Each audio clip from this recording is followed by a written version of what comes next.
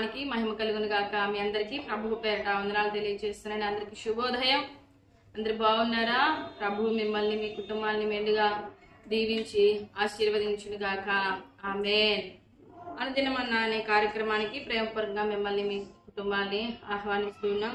శ్రద్ధగా దేవుడు మనతో మాట్లాడుతూ ఉండగా విని ఆలకించి మేలు పొందుకొనవలసిందిగా ప్రభువు పేరట మనవి చేస్తూ ఉన్నాం. ఫిలిప్పీలకు రాసినటువంటి పత్రిక 4వ అధ్యాయం 7వ వచనాన్ని కనుక మనం చదువుకున్నట్లయితే, అప్పుడు సమస్త జ్ఞానమునకు మించిన దేవుని సమాధానము యేసుక్రీస్తు వలన మీ హృదయములకును మీ తలంపులకును కావలి ఉండును. హల్లెలూయా. ఎప్పుడు అండి? అప్పుడు అని ఇక్కడ రాయబడడం మనం చూస్తున్నాం. దాని పై వచనాన్ని కూడా మనం చదువుకున్నట్లయితే మనకి చాలా స్పష్టంగా అర్థమైంది. చూడండి, దేనిని గురించి చింతపడకుడి గాని ప్రతి విషయంలోనూ ప్రార్థన విజ్ఞాపనముల చేత కృతజ్ఞతాపూర్వకముగా మీ విన్నపములు దేవునికి తెలియచేయడి.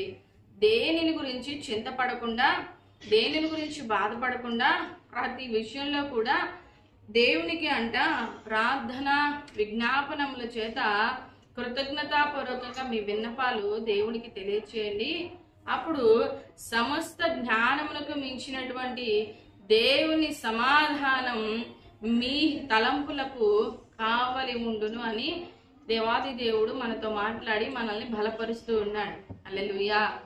చాలాసార్లు చింతలు వ్యాధులు మనల్ని దేనిలోకి నడిపిస్తాయి అంటే నిరాశలోకి, కృంగుదలలోకి మనల్ని నడిపిస్తూ ఉంటాయండి. చాలా పర్యాయాలు మనం చింతించేటువంటి ఆ బాధలు మనల్ని నిరాశలోకి నడిపిస్తూ ఉంటాయి. చూడండి, బాధలో ఉన్నప్పుడు, చింతలో ఉన్నప్పుడు నోటితో మనం కొన్ని మాటలు పలుకుతూ ఉంటాం. కొంత భయపడుతూ, కొంత ఆందోళనతో ఏదో ఒకటి మాట్లాడిస్తూ ఉంటాం. కోపంలో మాట్లాడాను, బాధలో మాట్లాడని తర్వాత మళ్ళీ మనం అంటూ ఉంటాంగా. అది కూడా చాలా ఎక్కువ సమయం కూడా, చాలా వరకు కూడా త్వరగా మాట్లాడడానికి మానవుడు ఇష్టపడ్డాడు. ఎందుకోసం అంటే ప్రతి మనుషునికి ఒక భయం ఉంటుంది. ఎదటి వారు ఏమన్నా అనుకుంటారేమో, నేను ఎవరిని బాధ పెట్టకూడదు కదా, నా వారిని నాకు ఆ మాటల వల్ల నేను ఎవరిని ఇబ్బంది పెట్టకూడదు కదా అనేటువంటి భావన ప్రతి ఒక్కరు హృదయంలో కూడా ఉంటుంది. కాబట్టి ఎవరు కూడా గబుక్కుని వారి నోటి ద్వారా, వారి నోటి నుంచి వచ్చేటువంటి మాటల ద్వారా ఏ విధంగా మాట్లాడాలి, ఎదటి వాళ్ళని బాధ పెట్టాలి అని ఆలోచించరు. కానీ తలంపుల విషయాలకు వచ్చేసరికి తలంపులు మన ఇష్టం కదా, ఇది ఎవరికి తెలిసేది కాదు కదా అని మనకున్నటువంటి చింతలో, మనకున్నటువంటి శ్రమల్లో, మనకున్నటువంటి బాధల్లో తలంపులకి వాటి ఇష్టానుసారంగా అవి పరిగెడుతూ ఉంటాయండి. ఆ తలంపులకి అంతం అనేది ఉండదు.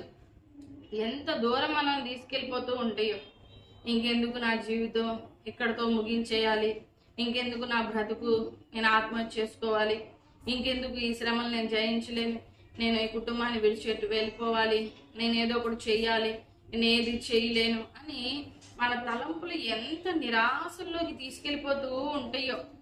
నిరాశ ఆలోచనల వల్ల ఉన్న ధైర్యాన్ని కూడా కోల్పోయి సంపూర్ణంగా అవిశ్వాసంలోకి వెళ్ళిపోయి ఇంక ఏది చేయలేనటువంటి పరిస్థితిలోకి మానవుడు నడిపించబడుతూ ఉంటాడండి.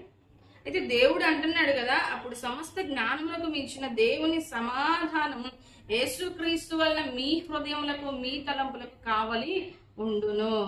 దేవుడిచ్చేటువంటి సమాధానం మన హృదయములకి, మన తలంపులకి కావలిగా ఉంటుందని పరిశుద్ధ గ్రంథం ద్వారా దేవుడు మనకి తెలియజేస్తున్నాడు. అయితే మనం బాధపడేటువంటి, చింతపడేటువంటి విషయాన్ని మనం కూర్చొని పాదాల దగ్గర కూర్చొని మనం ప్రార్థన చేస్తూ ఆయనకి అప్పగించినప్పుడు అండి, అప్పుడు దేవుడిచ్చేటువంటి సమాధానాన్ని మనం పొందుకోగలుగుతాం.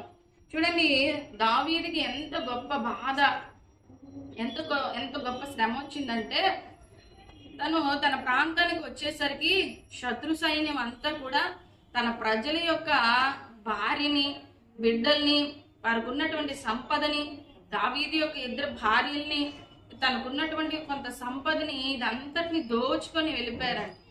అయితే అక్కడ ఉన్నటువంటి ప్రజలందరూ కూడా మొట్టమొదట ఆ యొక్క సంగతి విన్నప్పుడు వారి గుండెలు అవిసేలాగా ఏడ్చారంట.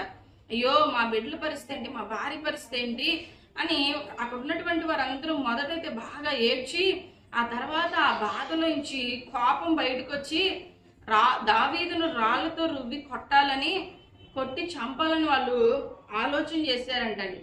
దావీదుకి ఎంత బాధ వచ్చిందండి, దావీదుకి ఎంత దుఃఖం, ఎంత శ్రమ వచ్చింది. తన చుట్టూ ఉన్నటువంటి ప్రజల కోసం ఎంతైనా తన ప్రాణాలని తెగించి పోరాడేటువంటి దావీదుని తన చుట్టూ ఉన్నటువంటి ప్రజలే ఏ ప్రజల కోసం కష్టపడుతూ ఉన్నాడో ఆ ప్రజలే దావీదును రాళ్లతో కొట్టి చంపాలనుకున్నారు.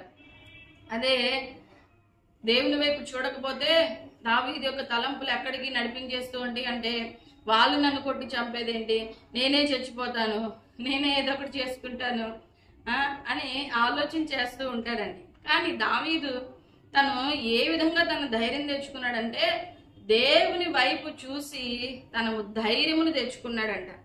చూద్దాం 30వ అధ్యాయం, సమూయేలు మొదటి గ్రంథం 30వ అధ్యాయం 6వ వచనం చూస్తే, దావీదు మిక్కిలి దుఃఖపడెను, మరియు తమ కుమారులను బట్టి కుమార్తెలను బట్టి జనులందరికీ ప్రాణము విసికినందున రాళ్లు రువ్వి దావీదును చంపుదము రండని వారు చెప్పుకొనగా, దావీదు తన దేవుడైన యెహోవాను బట్టి ధైర్యము తెచ్చుకొనెను. మనం చదువుకున్నటువంటి లేఖన భాగం ద్వారా మనకు అర్థమవుతుంది కదా దావీదుకి ఎంత బాధ వచ్చిందో.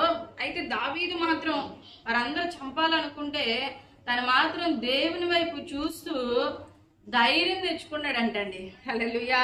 ఈ మాట ఈ దినాన మనల్ని కూడా బలపరచాలి. దావీదు తన దేవుడైన యెహోవాను బట్టి ధైర్యము తెచ్చుకొనెను. తన దేవుడైనటువంటి యెహోవాను బట్టి ధైర్యం తెచ్చుకొనెను.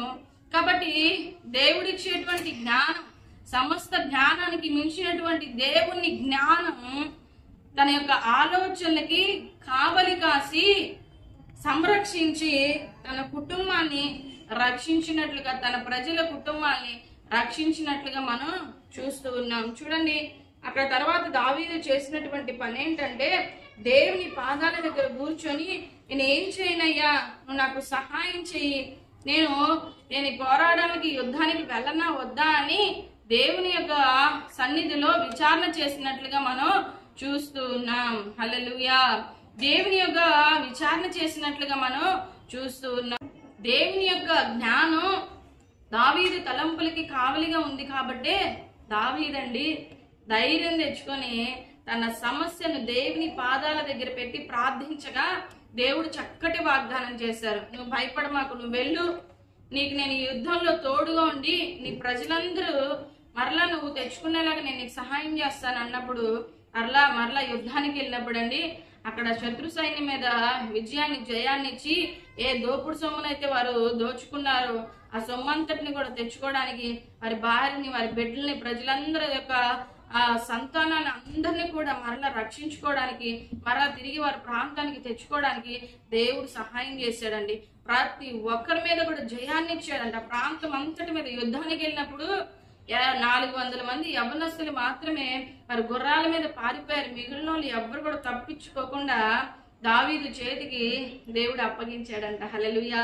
ఇది నాన్న చక్కని శ్రేష్టమైనటువంటి మాటలు దేవుడు మనతో మాట్లాడుతూ ఉన్నాడండి. నువ్వు బాధపడకుండా, నువ్వు భయపడకుండా, నువ్వు చింతపడకుండా నీ యొక్క అవసరతని ప్రార్థన చేసుకొని విజ్ఞాపనల ద్వారా కృతజ్ఞతాపూర్వకంగా దేవునికి తెలియజేస్తే గనక అప్పుడు సమస్త జ్ఞానానికి మించిన దేవుని సమాధానం మీ హృదయంలో, మీ యొక్క తలంపులకి కావలిగా ఉంటది. హల్లెలూయా. ఆయన ఇచ్చేటువంటి ఆ జ్ఞానం మనకి సమాధానం ఇస్తూ ఉంటే మనం ఏదన్నా తొందరపాటు నిర్ణయాలు చూపిస్తామండి.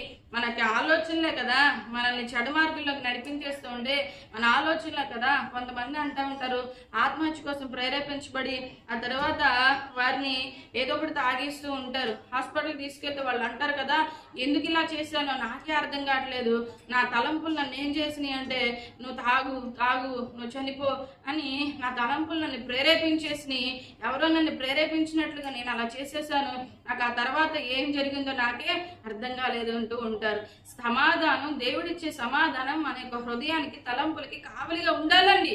కావలిగా ఉంటే చెడు తలంపులు మనలోకి రాకుండా ప్రతి విషయంలో కూడా దేవుడే కదా చూసుకునేది, ఆయనే కదా చక్కబెట్టేది, ఆయన లేకపోతే నేనేం చేయలేను కదా అని మనం కోపంతో ఆవేశంతో కాకుండా మన అవసరతలని కృతజ్ఞతాపూర్వకంగా దేవునికి తెలియచేస్తూ ఉంటే గనక దేవుడు మనకి సహాయం చేసి ఆయన సమాధానాన్ని మన తలంపులకి కావలిగా ఉంచుతాను అంటున్నాడు. అని చాలా శ్రేష్టమైనటువంటి మాటలు. దావీదుకి ఎంతో శ్రమ వచ్చింది కానీ చెడు తలంపులకి తావివ్వలేదు, కానీ దేవుని బట్టి ధైర్యం తెచ్చుకున్నాడంట. ఆ ధైర్యం తెచ్చుకోవడాన్ని బట్టి ఆ తరువాత యుద్ధంలో విజయాన్ని తెచ్చుకున్నాడండి. అదే గనక దేవుని బట్టి ధైర్యం తెచ్చుకోకుండా ఆ సమయంలో తన అవసరతను బట్టి దేవుని దగ్గర విచారణ చేయకుండా ప్రార్థన చేయకుండా ఈ లోక సంబంధమైన ఆలోచనల చేత వెళ్ళిపోయాడు అనుకోండి, అక్కడతో అయిపోయేది కదా, విజయాన్ని చూడలేకపోయేవాడు కదా.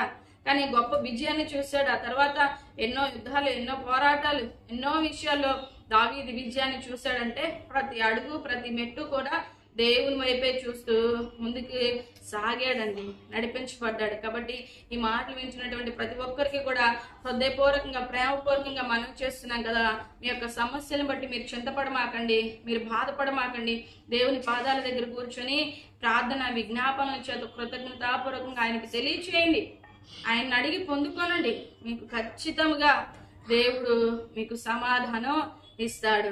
మన హృదయం నెమ్మదిగా ఉన్నప్పుడే మనం మంచి ఆలోచనలు చేయగలమండి. మన హృదయం అంతా గలిబిలితో గందరగోళంతో నింపబడితే అప్పుడు ఏం చేస్తున్నామో మనకే అర్థం కాదు కదా, అప్పుడు ఏ పనులు చేస్తున్నామో మనకే అర్థం కాదు. కానీ సమాధానంతో నింపబడితే కనుక ప్రతి చిన్న పని కూడా విజయాన్ని మనం చూడగలుగుతాం. ప్రతి చిన్న పని మనం చేసే ప్రతి పని కూడా సక్సెస్ అవటం మనం చూడగలుగుతాం. కాబట్టి ప్రతి ఒక్కరికి కూడా ఇది ఈ మాటలు వింటున్న ప్రతి ఒక్కరికి కూడా దేవుడిచ్చే సమాధానం మన యొక్క హృదయాలుగా తలంపులుగా కావలిగా ఉండునుగాక. ఆమేన్. ప్రార్థన చేసుకుందాం. పరిశుద్ధుడా ప్రేమగల తండ్రి, నీ వందనాలు స్తోత్రాలయ్యా. చాలా చక్కని మాటలు మీరు మాట్లాడారు. దావీదైతే శ్రమలో దుఃఖంలో అయ్యా నీ వైపే చూసి ధైర్యం తెచ్చుకున్నాడు. కాబట్టి తన యొక్క తలంపులకి మీ జ్ఞానం నాయన కావలిగా ఉంచి మీరు సమాధానాన్ని ఇచ్చి మంచి ఆలోచన చేత నడిపించారు కాబట్టి విజయాన్ని పొందుకున్నాడు.